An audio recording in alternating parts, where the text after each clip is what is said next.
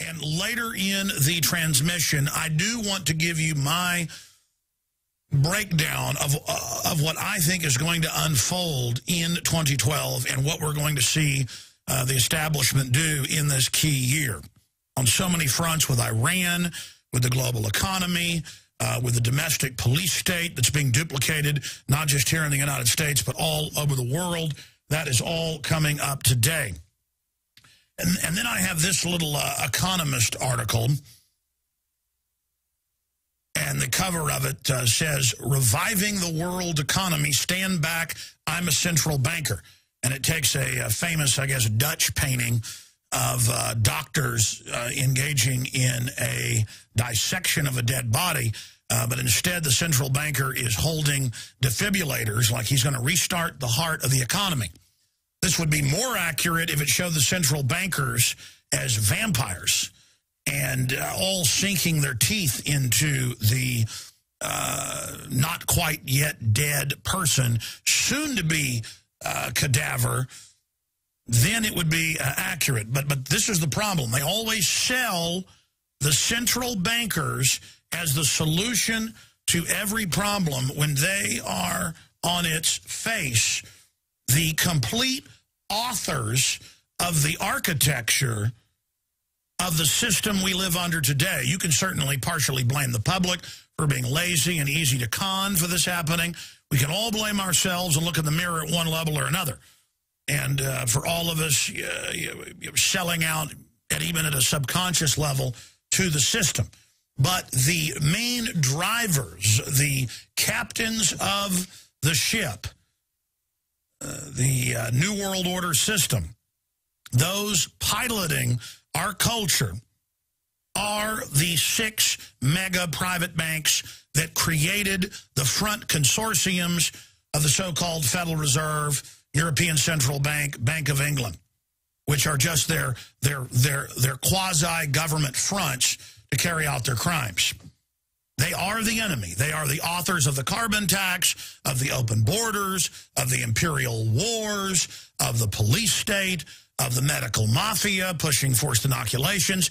In every case, it is a handful of families that are the private shareholders of the 6 global megabanks.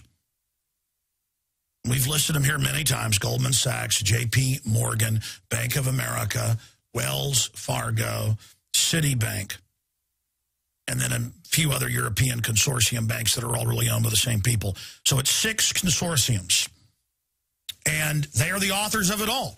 I mean, I showed you The Economist magazine from November. And this is the type of publication, just like the Times of London or the Financial Times, which is even more important, where they throw it in your face. Remember that article a few years ago by the foreign editor of the Financial Times of London? Headline, "And now for world government." Please put that on screen.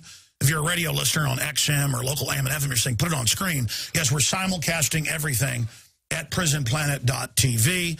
And we also have the nightly news there if you're a subscriber, but we've now started a system where you can watch a lower res version of the show live, not just the audio, at Infowars.com there in the right-hand corner. Now everybody can basically watch. If you go to Infowars.com and click the upper watch the show live banner, you can actually see this for yourself. There it is. And now for world government.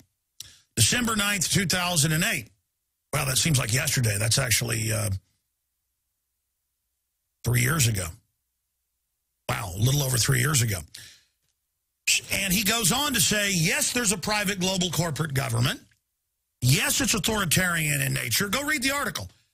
And yes, we're going to take your liberties, but it's because your nation states are primitive. That's why they have an image of a cave drawing there.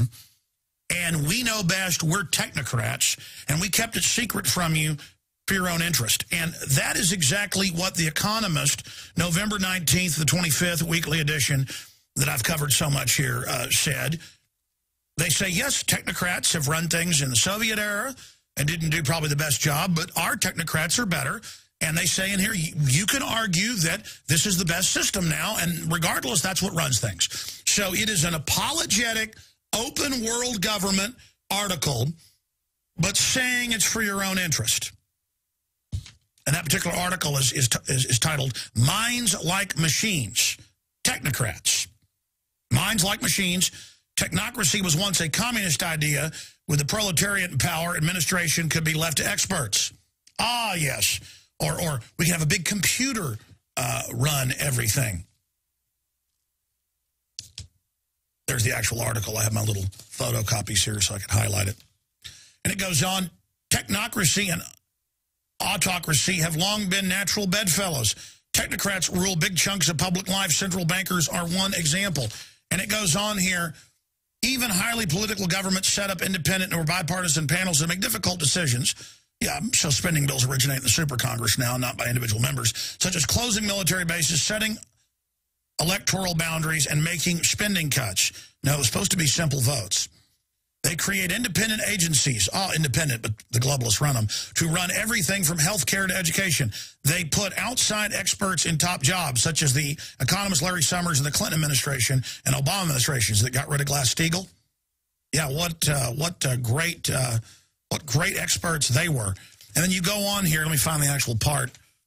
They got another quote where it says, and yes, you can argue that we need technocrats now. They know how to run things best. Now, I just showed you the, in fact, reprint me that, because there were two versions. He had another one that was a blog responding to everybody. I don't know if that's the blog or the original article. Scroll up for me, please, so I can read it. And when you read it there, he actually breaks down that it's for the betterment of everybody. He says, I've never believed that there is a secret. You put it back on screen for me, please. I've never believed that there is a secret United Nations plot to take over the U.S. I've never seen black helicopters hovering in the sky above Montana. But for the first time in my life, I think the formation of some sort of world government is plausible. A world government. So again, if you don't like world government, you're a kook, but we need one. And I think this is his blog response when he got attacked for saying we need a world government. A world government would involve much more than cooperation between nations. It would be an entity with state-like characteristics backed by a body of laws. The European Union has already set up a continental government for 27 countries, which could be the model. The EU has the Supreme Court, a currency, thousands of pages of law, a civil service, and an ability to deploy military force. So, could the European model go global? There are three reasons for thinking that it might. First, it's increasingly clear that the most difficult issues facing national governments are international in nature. There is a global warming, a global financial crisis, and a global war on terror. Now, what did Club of Rome say in the 60s? We'll use the terror threat, the environmental threat, and other threats, global problems to unify it. In fact, I just went to that article from memory. Print it for me. I'm going to highlight the parts. And there's a second, I think that's the second part. There's a first part where he comes out and says, yes, it's authoritarian in nature. Yes, we kept it from you, but it's for your own good.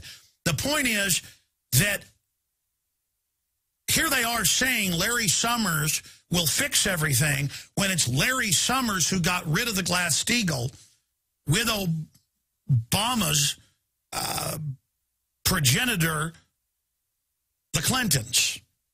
And then now Larry Summers is back advising under Obama. And do people expect there to be any change when this is the policy? We go to the people that engineered all of this, and we read publications that they own and control who never even mention, hey, they're the ones that did all this, when it's as obvious as the nose on your face. And so I'm going to be breaking that down later in the broadcast. In fact, I've already started doing it here right now. Now, when we come back from break, I'm going to break down, obviously, the top news of the day and try to go through every angle and facet of it. That's why I've written here on construction paper. I got up in the middle of the night, was creeping around the house, and the first paper I came across was some of the children's construction paper. So I wrote, I don't know, 3 or 4 pages of notes here, breaking down why the different formulae that are used. Why would Obama say he'd veto the bill because it had indefinite detention for citizens in it, and then sign the bill, and then it emerges that it was the White House demanded those provisions be there, and Obama knew that. And I break down why they deceive that way, why they do that, and what the NDAA does and where things are going. But where are all the people out there who, for over 16 years, said Alex Jones is a kook, there's no plan to put military on the streets? Now that it's in Stars and Stripes, the Army Times, the National News, now they've shifted from, you're still a kook because you don't want the military on the streets. And then now I hear them defending the military doing drills to confiscate our guns. So we're going to break all of that down today. Then we're going to get into what's happening in the Eurozone, record gun sales, and more. It's a very important transmission lined up. Stay with us. If you believe in this information and want to support its viral spread, go to the InfoWars store at InfoWars.com. We've got the new G.I. Joe InfoWars T-shirts. We've got the incredible ProPure gravity-fed filters available at InfoWars.com in the store. We've got a new DVD, Scientists Under Attack, the Don't Tread on Me flag. We've got all sorts of different bumper stickers to help spread the rebellion virally. It's all there. Wristbands, citizen rule books in every order. Order online at InfoWars.com today. The water filters, the canteens, it's all there. InfoWars.com.